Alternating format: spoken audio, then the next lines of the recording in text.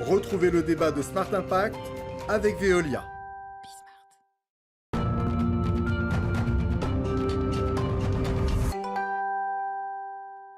Comment vivre en ville en 2050 ? Voilà le thème de notre débat. Je vous propose de découvrir tout de suite. Je vous présente mes invités. Joséphine de Gouville, bonjour. Bonjour. Bienvenue, vous êtes diplômée de l'École supérieure de commerce Audencia. Étienne Bourdet, bienvenue, bonjour. Bonjour. Architecte, et vous êtes chef de projet innovant chez Léonard. Léonard, c'est la plateforme de prospective et d'innovation de Vinci. Les étudiants d'Audencia et de Centrale Nantes publient un livre blanc sur la ville en 2050. C'est Léonard qui a proposé ce projet. C'est quoi la genèse ? Expliquez-moi. C'est avant tout la volonté de travailler avec des étudiants, Oui. d'échanger avec eux et de percevoir finalement comment ils arrivent à développer de nouveaux outils et de nouveaux processus de création. Parce que c'est exactement ce qui nous intéresse au sein de Léonard. Nous, on cherche à accompagner des collaborateurs du groupe Vinci dans les grandes transitions, qu'elles soient environnementales, technologiques, climatique également. Et donc vous aviez besoin d'un regard nouveau, peut-être il fallait oser, il fallait pas se donner de limites. C'était ça un peu la feuille de route ? Il y a un peu de ça quand même. Ouais. Je pense que c'était associer en fait des professionnels avec des étudiants qui ont un regard neuf et qui sont pleins d'énergie et voir ce que ça peut donner. Ouais. Joséphine de Gouville, comment vous avez travaillé ? Donc c'est un travail commun, Audencia, École de commerce et Centrale Nantes, c'est ça ? Oui, en fait, la formation, le master spécialisé marketing, design et création, c'est un master qui est en partenariat avec Centrale Nantes. Okay. Donc, on était une promotion de 20 étudiants répartis en 4 groupes et on a travaillé pendant 1 an au service, même en collaboration avec Léonard autour de ce sujet. On était en 4 sous-groupes. Et on a eu plusieurs phases dans notre travail. On a eu des phases d'interview, des phases de réflexion, de création. On a même fait des maquettes. Donc voilà, c'était planifié tout au long de l'année. Et c'était quoi ? Il y avait des grands thèmes, c'est ça ? Comment ça fonctionnait ? Comment vous l'avez imaginé cette année de travail ? Oui, en fait, on a eu un brief de départ de la part de Léonard qui était de se dire comment on va vivre en ville en 2050. Donc on a d'abord fait une immersion, on a été rencontrer des professionnels, on a interviewé des professionnels du climat, des ingénieurs, des architectes. On a fait un constat qu'il y avait 3 grands points qui étaient importants, qui étaient le lien social, le confort thermique et l'optimisation des ressources et des espaces. Donc à partir de ces 3 grands points, on a imaginé 4 échelles de solutions qu'on présente dans ce livre. Ouais, et on va rentrer un peu dans le détail. En 2050, plus des 2/3 de la population mondiale vivra en ville. On imagine et on prévoit d'avoir 43 métropoles de 10 millions d'habitants. Voilà le défi face auquel on est confronté. En fait, l'idée, c'est de comment faire en sorte que la ville soit aussi une solution, c'est ça, à la transition écologique et au réchauffement climatique, parce qu'aujourd'hui, on a plutôt tendance à dire c'est un problème, et donc vous, votre objectif, c'est d'en faire une solution ? Oui, Bourdet ? je pense qu'il y avait cette volonté de sortir des images tristes qu'on voit régulièrement, que ce soit des inondations, des feux de forêt, des grandes tempêtes ou autres,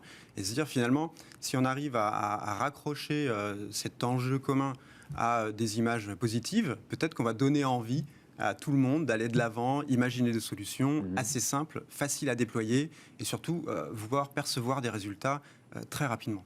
D'accord, donc votre objectif, c'est que ce soit opérationnel. C'est-à-dire que, je disais, il faut oser des solutions disruptives. J'aime pas trop ce mot parce que tout le monde l'emploie. Voilà, il était tellement à la mode qu'il ne l'est plus. Mais oser, quoi. Donc, mais encore faut-il que ce soit applicable.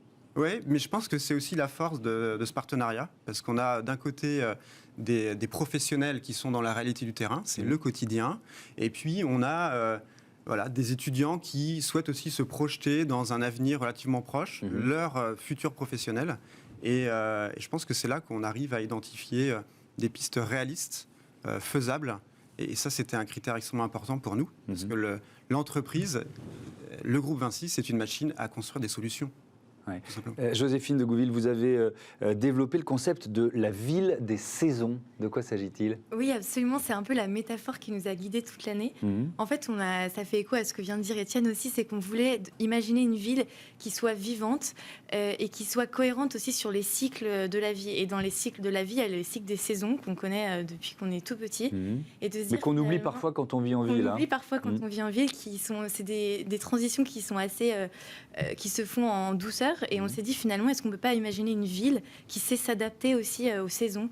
Donc c'est cette métaphore, une ville, et aussi qui pousse ses citoyens à s'adapter. En fait, si la ville a des mécanismes qui sont adaptés au cycle, et ben, les habitants vont aussi se calquer dessus et repartir dans un processus plus naturel et de transition. Ouais. Alors, Étienne Bourdet, il y a beaucoup de solutions qui ont été proposées qui s'inspirent du biomimétisme. Est-ce que vous, c'était une ligne que vous leur aviez donnée, une sorte de cahier des charges, ou c'est venu spontanément dans les travaux? C'est venu assez naturellement. Oui. C'était pas notre angle d'attaque au début, mais c'est vrai que comme on a fait le lien entre la perception des saisons et donc l'évolution de la nature, de la biodiversité, rapidement en fait on est allé vers ces solutions qui donnent assez souvent des images et donc des images positives en fait, parce qu'on aime bien la nature et on a réussi à développer des projets qui justement racontent des histoires. Alors on va être un peu plus concret. Par exemple, les façades, les panneaux de façade. On parlait de l'isolation thermique des façades juste avant. Qu'est-ce que vous aviez... Alors là, on est bien dans le biomimétisme. Qu'est-ce que vous avez imaginé, proposé ? Tout d'abord, ça fait écho justement à cette idée de saison, parce qu'on a fait le constat que nos bâtiments, ils sont un peu figés et ils évoluent jamais dans l'année, quelles que soient les températures, quel que soit le climat.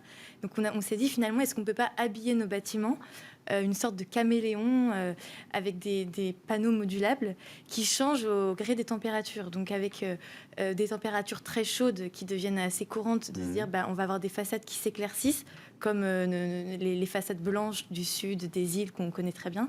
Et puis quand le climat est plus froid, on peut avoir des peintures thermochromes qui deviennent plus foncées. Donc des façades vivantes en fait, qui s'adaptent. Donc ça c'était une première idée, des peintures thermochromes. J'ai vu des biofaçades en micro-algues, j'ai vu des façades végétalisées bioluminescentes. Alors ça existe déjà, toutes les recherches sur la bioluminescence, ça vous a inspiré ? Oui, et puis en fait, c'est l'idée aussi qu'une façade, elle a plusieurs usages. Oui. Elle est là pour protéger, elle est là pour isoler, elle peut aussi être là pour éclairer la ville. Et donc essayer de multiplier aussi, de réfléchir à une pluralité d'usages dans ce qu'on propose. C'est d'optimiser aussi tous ces matériaux et ce qui nous entoure. Alors il y a une autre proposition, c'est l'hybridation des espaces. C'était quoi l'idée, Étienne Bourdet ? Finalement, on se rend compte que si on a un seul usage dans un lieu, c'est un peu faible. Et donc ce qu'on a cherché à faire, c'est des micro-opérations, des choses extrêmement simples qui vont venir se greffer en fait à la ville existante. Donc il y a des exemples pour ça. Par exemple, réussir à mettre sur une façade ce qu'on a appelé nous un nid, et donc c'est accrocher en fait un petit module qui sera une fonction additionnelle en fait au bâtiment existant. Par exemple, aujourd'hui, on a besoin d'espace de télétravail. On pourrait très bien imaginer une petite cellule de télétravail accrochée à la façade dans une copropriété.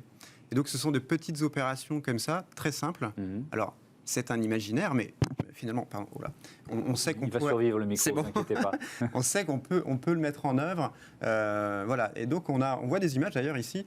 C'est assez intéressant. On se rend compte qu'on est dans une représentation qui est assez figurative aujourd'hui. Il ne reste plus qu'à le dessiner. Et ça, on a déjà en interne. Sur les immeubles Haussmann, ça me fait un peu tiquer. Je vais être honnête avec vous. Mais bon, je dois être un peu rétrograde, sûrement. Non, mais je pense que justement, il faut finalement susciter l'intérêt et questionner les gens sur de nouveaux usages. Ça nous paraît fondamental. Est-ce que, Étienne Bourdet, les architectes se sont déjà emparés de certaines des idées finalement qu'on voit naître, qui sont nées de cette année de collaboration ? Est-ce qu'il y a des architectes qui s'en sont déjà emparés, qui commencent à les mettre en œuvre ? Est-ce que vous avez des idées ou des exemples en tête ? Alors, ce qu'il faut savoir, c'est que les solutions qui ont été identifiées, notamment technologiques, existent et ont été inventées par des startups qu'on voit passer nous aussi au sein de Léonard ou autres. Donc du coup, il y a déjà des déploiements opérationnels.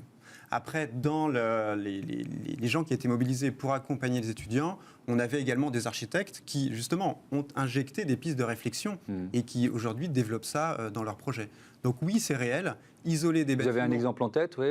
L'isolation, par exemple, des bâtiments par l'extérieur, c'est une nécessité. On sait que 70% de la ville de demain existe déjà aujourd'hui, donc il va falloir travailler sur l'existence, c'est une nécessité. Pour autant, et je pense que ça a été la force des étudiants, ils ont apporté cette dimension multi-usage et aussi peut-être une petite part d'utopie et de rêverie, mais je pense que c'est nécessaire aussi pour donner envie. Et donc, l'isolation d'un bâtiment, ce sont des algues qui captent du CO2, qui émettent de la lumière. Et donc là, on se rend compte qu'on est dans la ville de demain. C'est un imaginaire. Par exemple, créer une canopée des villes. Faites-moi un peu rêver, ça ressemblerait à quoi une canopée des villes? Oui, en fait, c'est assez symbolique ces solutions et c'est aussi l'idée de recréer du lien dans l'espace public. Parce qu'on a aussi fait le constat avec les interviews qu'on a faites que finalement, l'espace public est parfois délaissé et on avait envie de relier les habitats, de relier les espaces parce que finalement, on a des bâtiments qui existent, qui sont assez indépendants les uns des autres.